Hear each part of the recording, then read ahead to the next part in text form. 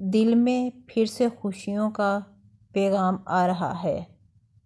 مبارک ہو مومنو، پھر سے رمضان آ رہا ہے۔ رمضان میں مانگی دعائیں تو وہ تیر ہیں جن کے نشانے کا مقدر خطا نہیں۔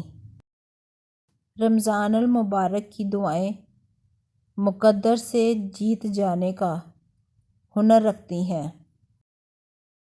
مسلمان پانی کی اہمیت کبھی نہیں سمجھ پاتے۔ اگر 12 مہینے میں ایک مہینہ رمضان نہ ہوتا، یا اللہ اس ماہ رمضان کو ہمارے لیے رحمت اور بخشش کا ذریعہ بنا، آمین یا رب العالمین۔ آپ صلی اللہ علیہ وسلم نے فرمایا، جنت کا ایک دروازہ صرف روزے داروں کے لیے مخصوص ہوگا، اس سے روزے داروں کے سوا کوئی اور نہیں گزرے گا۔ روزے دار کا سونا عبادت ہے اور اس کی خاموشی تسبیح ہے۔ اس کا عمل مقبول ہے اور اس کی دعا قبول ہے۔ مانگ لو گڑ گڑا کر خدا سے، ابھی مغفرت سستی ہے۔ کہتے ہیں کہ رمضان میں رب کی رحمت برستی ہے۔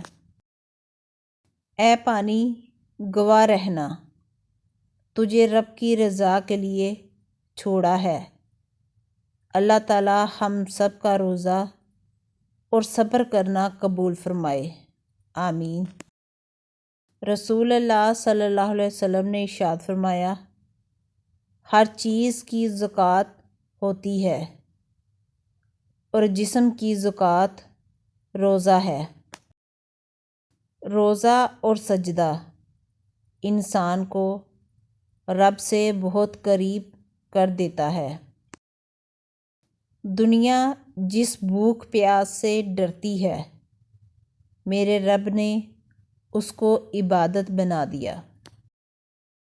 یا اللہ آنے والے رمضان کو ہمارے لیے ایسا بنا کہ ہم جنت کما سکیں، آمین۔ رمضان مبارک دعا ہے کہ یہ مقدس مہینہ پوری دنیا میں امن لائے۔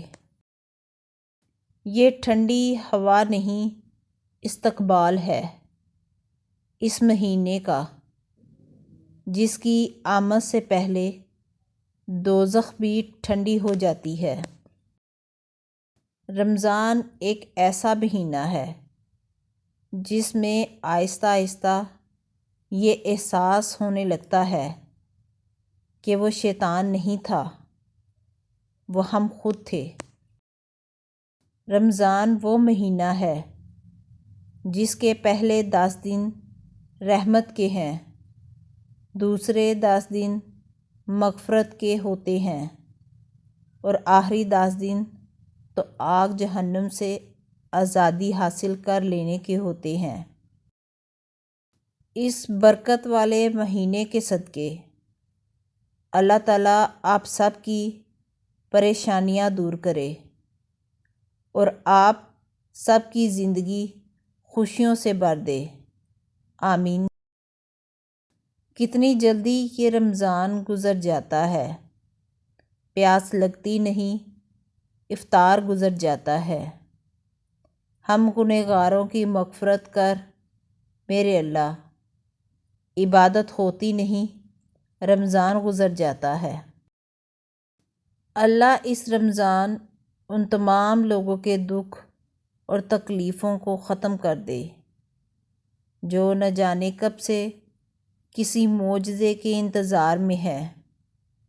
اللہ سب کی عبادات، سب کی دعاؤں کو قبول فرمائے۔